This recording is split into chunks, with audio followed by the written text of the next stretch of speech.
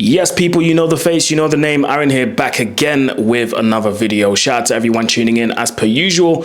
Shout out to everyone showing love and support, man. I appreciate you guys every single time. Shout out to everyone always engaging with the content, whether it's here, whether it's on TikTok, whether it's on Instagram, any social media platform, any platform that you see me on, Twitter as well.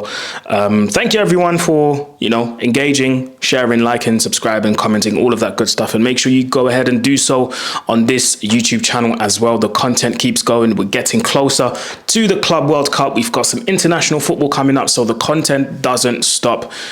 We're going to keep going throughout the summer, and we're going to keep making good content for you guys so you guys can enjoy this summer as well. So it's not a dry summer, it's going to be a jam-packed summer full of action. So shout out to everyone. Listen, you've seen the thumbnail, you've seen the title. We're here to talk about Bruno Fernandes, and apparently there's talks of him potentially moving to Saudi Arabia and playing for Al-Hilal. As you know, Neymar left Al-Hilal in January 2025, so that means Al-Hilal are on the lookout, I should say, for a new marquee signing. And apparently 2 new marquee signings couldn't be too bad for Al-Hilal, as there's talks of them potentially signing Ronaldo, and that matter is a whole different matter in itself, because apparently the state has gotten involved, but that's a story for a different day.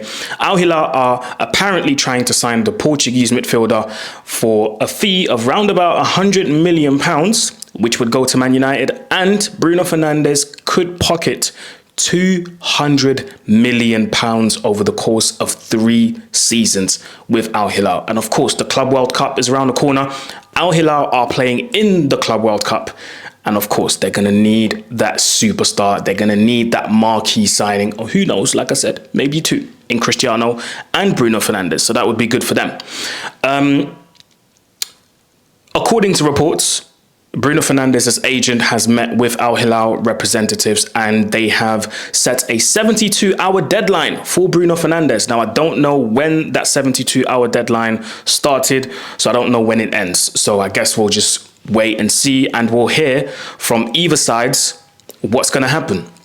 The club apparently are adamant on the fact that they want to keep him, but I do know that, you have to come out with these generic statements, and, well, not that there's been an official statement made, but you have to come out with stuff like this. You can't just say, yeah, we're interested, and, that would just, F things up. But it's been made clear that the club don't want to get rid of Bruno Fernandes. They believe in him. The manager's come out and said it. Ruben Amorim himself in press conferences has come out and said it. So, the tendency, I would say, would be Bruno Fernandes staying at the football club. But I'm going to give my opinion on this, and I'm going to be very blunt and very honest. Man United, take the money and run. Honestly, take the money and run.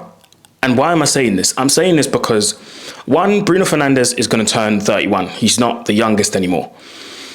I think we've seen the best of Bruno Fernandes already. I don't think there's a level that he can, I don't think there's a level above what he showed us for the years that he's been at the club.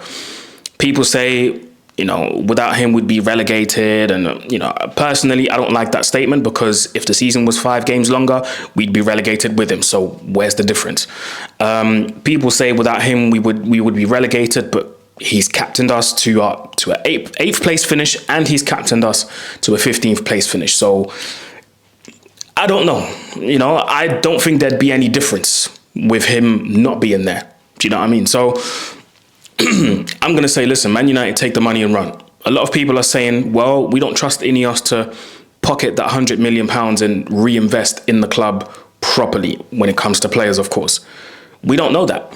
We don't know that, because so far Ineos have only given us 1 player.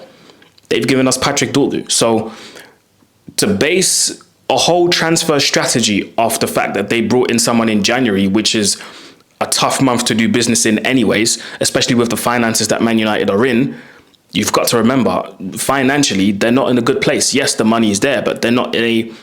Man United are not in a in an excellent position to be doing business however they want to. Remember, we have to respect PSR rules as well. So we don't know whether Ineos is going to reinvest this money properly or not. So I don't think we can judge Ineos just yet. We can only go off what we read.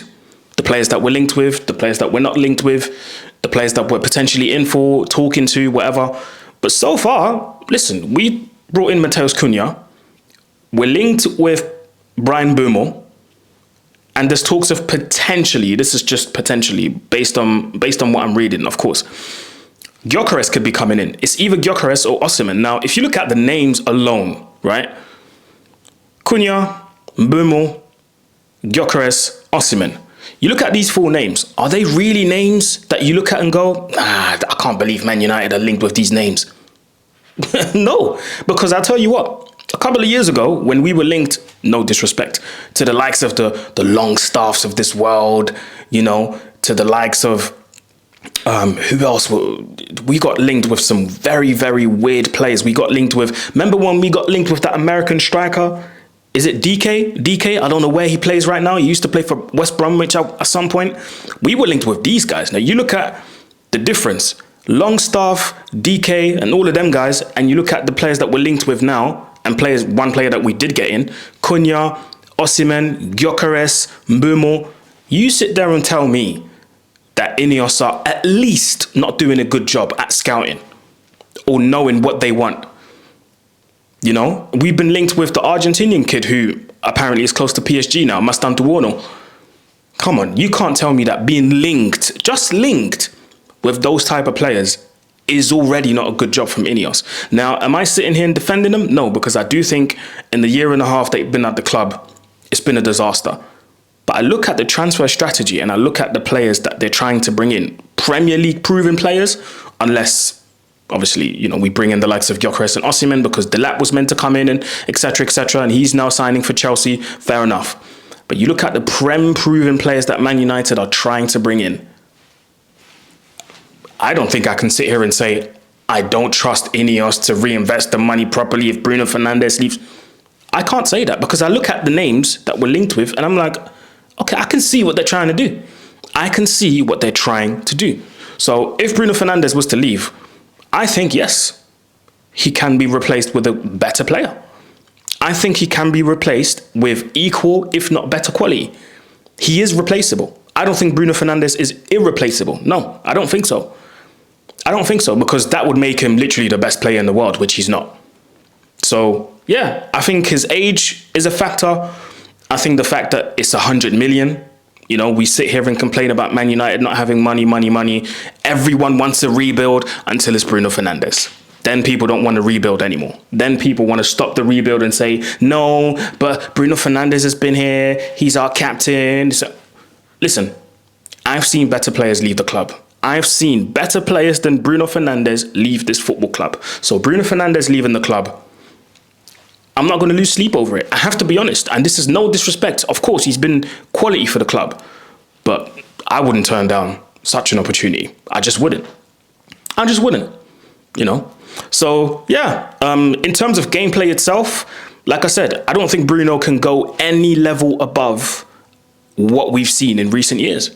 I don't think next year he's going to turn up and show us something that we've never seen before. No, we've seen Bruno Fernandes for what he is in recent years since he came to the club.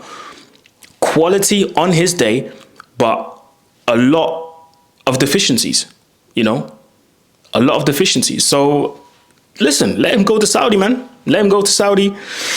Let him get his money. And, listen, let me know what you think in the comment section below. Do you agree? Do you disagree? I do think, tactically, we'd be able to bring in someone that can fit the system. And because obviously the manager's been, given the license to be backed and he's going to be in charge. So I have to think accordingly now. And according to what the manager wants and according to what the manager wants to do, I do think there's better players to bring in to fit the system than Bruno Fernandes. So that's just my opinion. Let me know what you think in the comment section below, people. Like, share, comment, subscribe. Champions League final coming up tomorrow. Obviously, there'll be a reaction to that after the game. So yeah, make sure you stay tuned. Like, share, comment, subscribe, people. And I'm out. Peace.